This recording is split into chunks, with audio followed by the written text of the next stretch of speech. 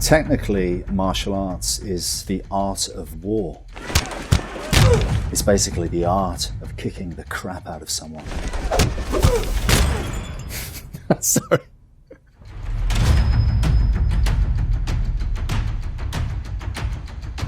Hi Vanity Fair, Scott Adkins here. Today I'm going to walk you guys through how a martial artist trains for a movie.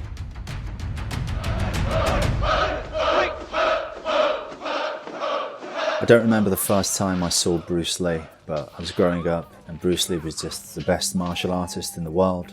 And Enter the Dragon would always be on TV late at night, so I think martial arts and films almost impacted me at the same time in a way. I remember starting judo at age 10, thinking I want to be like Bruce Lee. And then when I was about 13, I went into Taekwondo, and then I went into kickboxing, a little bit of capoeira, a little bit of Krav Maga, a little bit of Jeet Kune Do, a bit of Wushu Kung Fu. And then these days it's MMA. One of the great things about making movies is you always come into contact with masters of various different martial arts. I've met amazing people and have always been able to gain knowledge off these people. So the films has actually been great for that as well.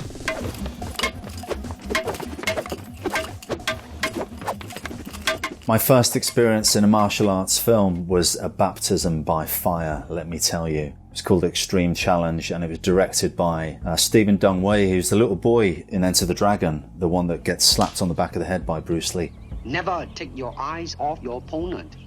It was very difficult. I remember doing this one fight scene for 2 whole days on this raft in the middle of this lake with this other Wushu expert champion. I remember thinking, Jesus, this is difficult. This is hard work.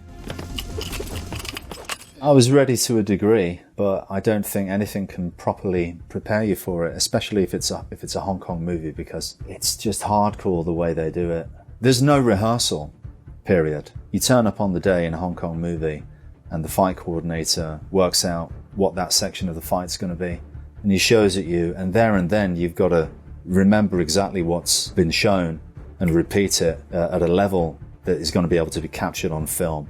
And then that's it. It's going to be on film forever then. So it's very stressful when the other guy and yourself are moving at such fast pace, trying to remember what the next step is. It's so fast that actually you can't think of it. It's done on instinct. And if you make a mistake, if you don't duck at the right time, you're getting hit.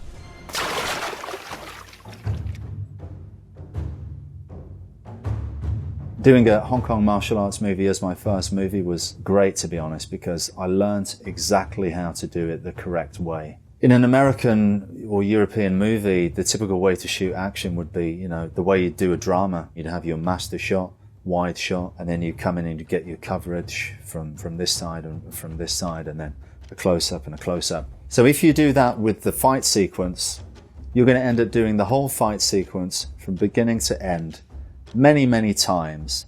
So by the time I've done it, I'm absolutely shattered. But the thing is, you can't do the whole fight scene from beginning to end at full speed and make it brilliant for every angle, every time. It's just impossible. But how much of that footage is going to be on the editing floor? Wasted. So the way the Hong Kong guys do it is that they will say, okay, we're going to do this section of the fight, 6 to 10 movements, whatever it is. And we're going to use this angle, and you're going to throw that kick, and I'm going to come, and the camera's going to come around here, and we're going to capture it beautifully.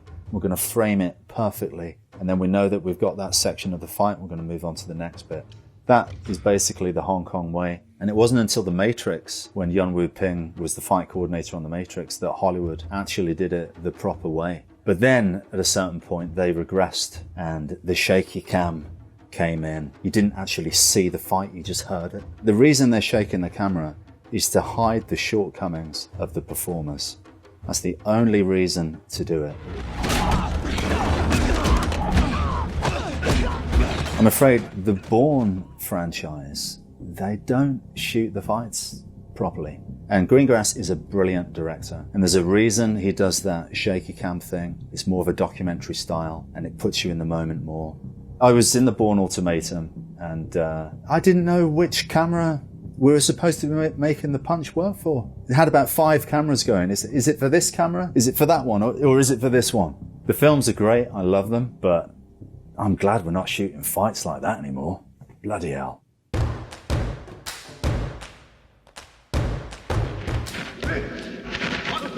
One fight scene that sticks out as a perfect, amazing fight sequence is Jackie Chan, Drunken Master 2, otherwise known as Legend of Drunken Master. I mean, there's many amazing fights that Jackie Chan's done, but this fight I want to point out particularly because I know that they spent 3 months just on the end fight, and it absolutely shows. Perfectly framed, it's brilliantly acted and performed by Jackie Chan, and he fights Ken Lo, who's known for his amazing flexibility and kicks. It's probably Jackie Chan working at his very, very best.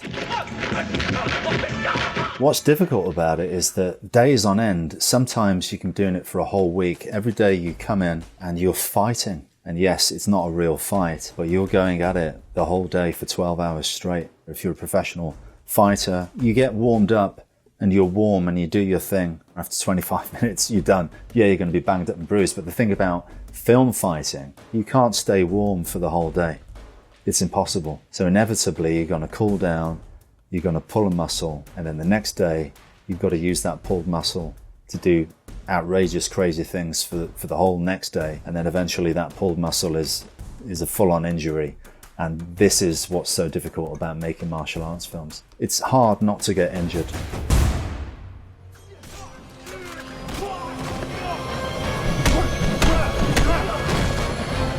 The fight that I have with Jason Statham in The Expendables 2 was actually really easy to film. I was injured at the time. I tore my ACL. It had gone, but when they said action, to be honest, you don't really think about it. Your adrenaline gets going a little bit and you just get on with it. It's in between takes that it really hurts. But working with Jason was great because obviously he's a martial artist himself and he's very experienced with film fighting. The thing that most people don't understand about film fighting, it's got nothing to do with real martial arts. It's got more in common with dancing. A real martial artist will really struggle to show the technique to the camera. And they also have this thing in their head, well, that's not the right technique, I have to do the right technique. But no, you need to do what looks right for the camera. And Statham absolutely understands that. So it was a joy to work with him. The thing about making a fight sequence is that you're a partnership. Yeah, I'm trying to make it look like I'm trying to rip your head off. But the truth is, we're two performers working together to create this violent ballet. And really, trust is so important making a martial arts film. If I'm working with someone and I don't have the trust that they're going to be in the right position at the right time, or they might end up hitting me, then I'm not going to be able to go 100% because I'm going to be worried that this guy's going to make a mistake. Either he's going to hit me or I'm going to hit him.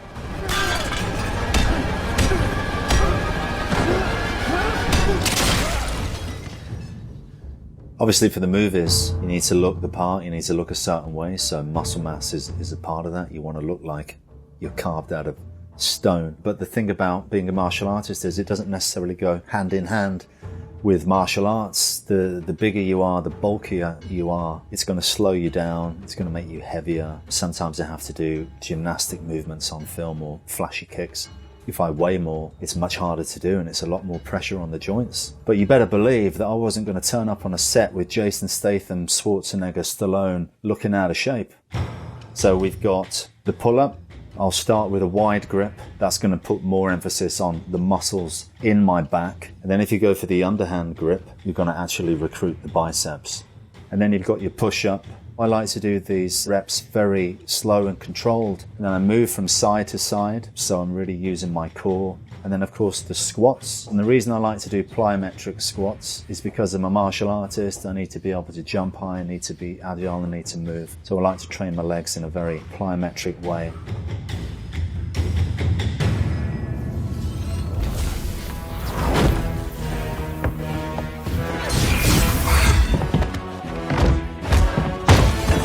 So when I did Doctor Strange, one of the main things that I needed to make sure I didn't mess up with the fight sequences with Benedict Cumberbatch, because he is Doctor Strange, as we all know. He's carrying the weight of the whole film. If something should happen to Benedict, the whole film's going to have to get shut down. The interesting thing about Doctor Strange is that all the other Marvel superheroes, most of them wear a mask. Doctor Strange does not wear a mask, so that means that Benedict had to do the majority of the fights himself.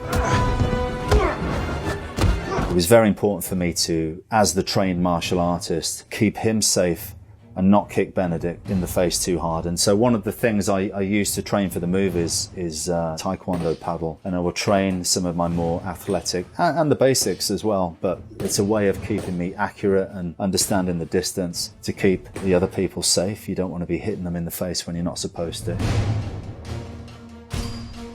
With Doctor Strange, I think I did a pretty good job in keeping Benedict safe, but there was this one day. There's a scene where my character, he runs up the wall, and then I jump onto this banister, I jump off the banister, and I have to sidekick Doctor Strange in the chest. So, you know, you're skating this fine line of, I need to make the kick look like it's a proper kick and that it hits and hurts him, but it's Benedict Cumberbatch, I can't hurt him. And it wasn't happening for us, and I don't like to keep people waiting, so I thought to myself, okay, I'm going to give him a little bit extra on this one, and I'm going to jump out a little bit further, and that should get the job done. And I think somebody may have said the same thing to Benedict, so he came even closer, and I hit him with a very hard flying side kick in the chest. And I just remember seeing Doctor Strange smash off the banister, making a sickening thud. But luckily for me, Benedict is a really nice guy.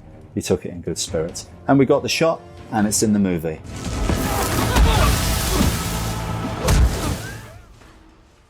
One thing that I do for every film, and as a martial artist, you've got to train your core. You have to have a strong core, because every time you kick, you're using your core. Every time you punch, you're using your core. A few exercises I like to do are the L-sit, which is a difficult exercise.